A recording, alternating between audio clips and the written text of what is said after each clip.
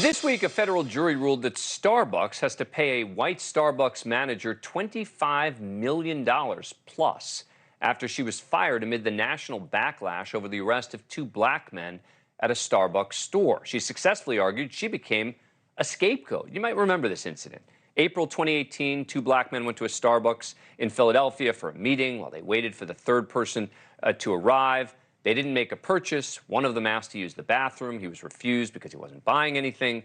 They complained, were asked to leave. Cops were called.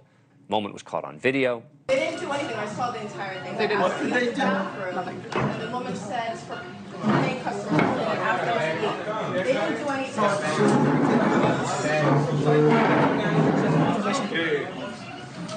The arrest of the two men fueled backlash, protests, boycott threats, and accusations of racism. I've used the restroom before. I didn't buy nothing. But it depends on the store. It depends on my look. But what's the 911 call you're never going to hear? Hi, this is the Starbucks at 18th and Spruce. There are two white women sitting in here. One of them asked to use the bathroom, and she didn't order a coffee. Come quick. I know there were some people saying, well, why were these guys in Starbucks doing nothing? Huh? Why? Well, because that's what Starbucks is for. Everyone is doing nothing.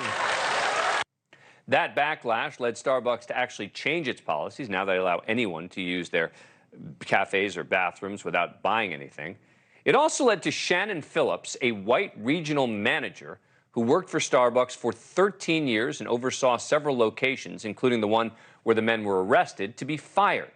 Phillips had refused to suspend a white manager who oversaw stores in Philadelphia, but not where this incident occurred, because of allegations that person had engaged in discriminatory conduct. But Phillips said she knew that wasn't true.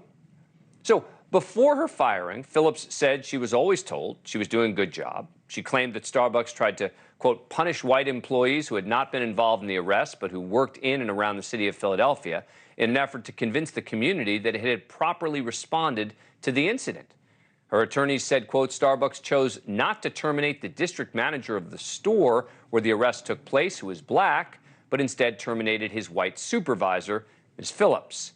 Now, 5 years later, Phillips won her wrongful termination lawsuit and was awarded $25 million in punitive damages and $600,000 in compensatory damages.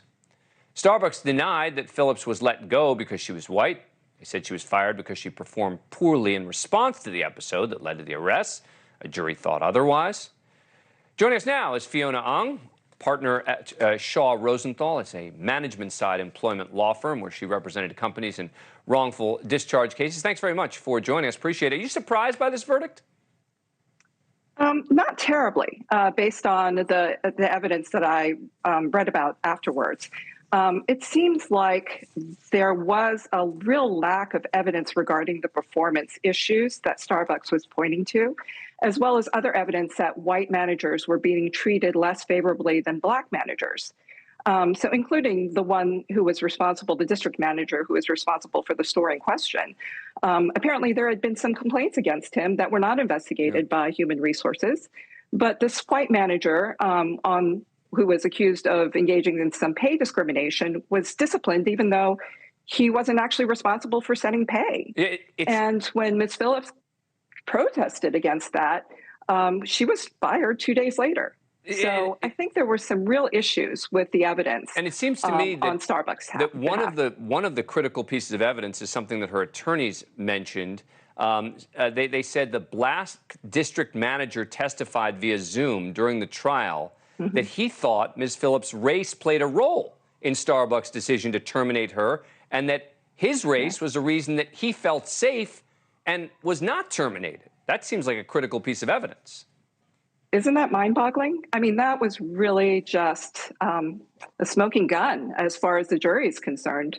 That's pretty powerful evidence of reverse race discrimination in this case. And $25 million in punitive damages shows you this was a jury that was pretty angry at Starbucks. Yeah, they really are. And I think, a lot of it comes down to, do juries feel like the employees have been treated fairly? And I think that was a problem here, that they felt like this poor woman was the one who was hung out to dry for misconduct that happened at a lower level. And that other people were not being held accountable because of their race, and that the evidence supporting the decision to let her go was really pretty sparse. Fiona Ong, thank you so much for coming on the show. Really appreciate it. Thank you for watching. Go to newsnationnow.com to find News Nation on your cable provider. And don't forget to click the red subscribe button below to get more of News Nation's fact-driven, unbiased coverage.